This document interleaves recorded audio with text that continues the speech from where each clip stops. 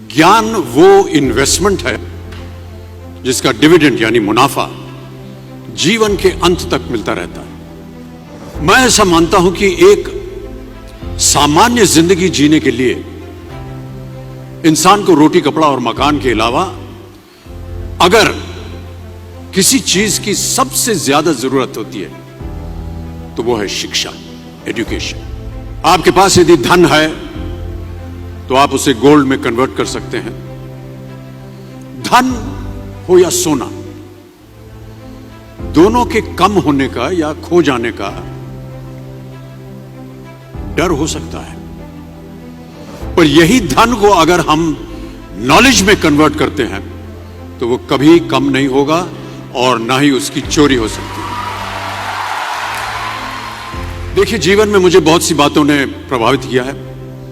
मेरे ये अनुभव सुनने में शायद साधारण लगे, पर इनमें छिपा सार असाधारण है, अनमोल है। यदि मैं आपसे पूछूं कि सबसे शक्तिशाली व्यक्ति कौन है, सबसे शक्तिशाली व्यक्ति कौन है, तो कोई कहेगा कि जिसके पास पावर है, वेपन्स हैं, शस्त्र है, धन है, किसी देश का राजा या किसी सल्तनत का वारिस है।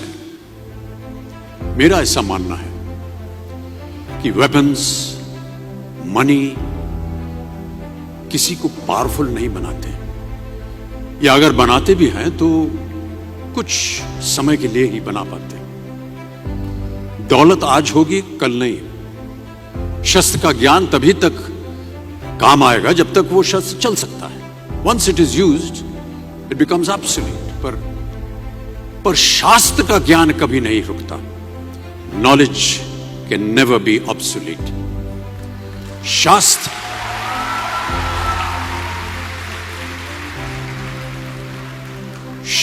ज्ञान शस्त्र ज्ञान से ज्यादा असरदार, प्रभावशाली और शक्तिशाली होता है।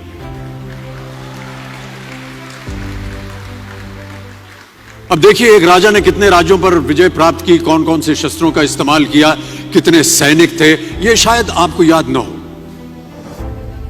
पर जीरो की खोज किसने की, बल्ब का आविष्कार किसने किया, राष्ट्रगान किसने लिखा, ओथेलो मैकबेथ की रचना किसने की, ये आपको जरूर याद रहेगा।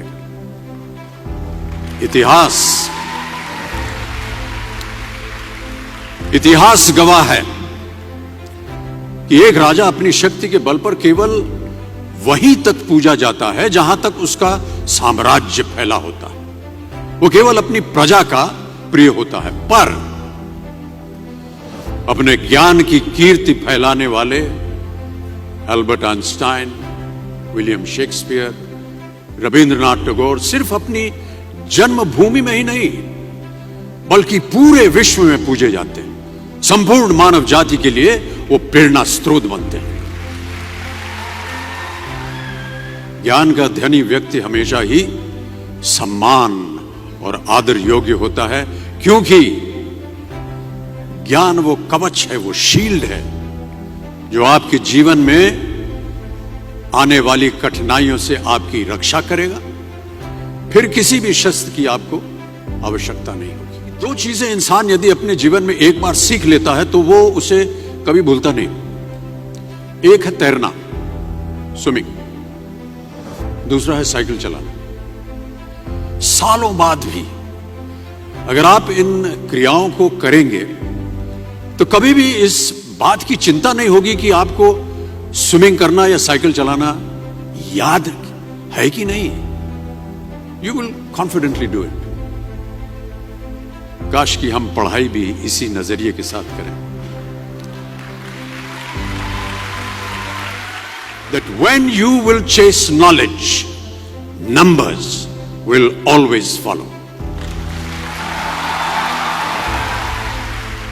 देखिए, महाभारत में जब गुरु द्रोणाचार्य ने एकलव्य को अपना शिष्य मानने से और अपने गुरुकुल में लाने से इनकार कर दिया था, तो एकलव्य ने क्या किया, अपने गुरु की प्रतिमा, एक मूर्ति बनाई और केवल उस मूर्ति से प्रेरणा लेकर ही धनुर्विद्या सीखने में वही सफलता प्राप्त की जो बाकी योद्धाओं को द्रोणाचार्य के गुरुकुल में रहकर हुई।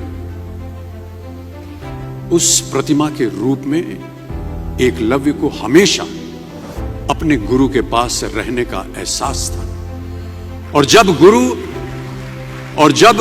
गुरु साथ में हो तो सफलता हासिल करने से आपको कोई भी नहीं रोक सकता है।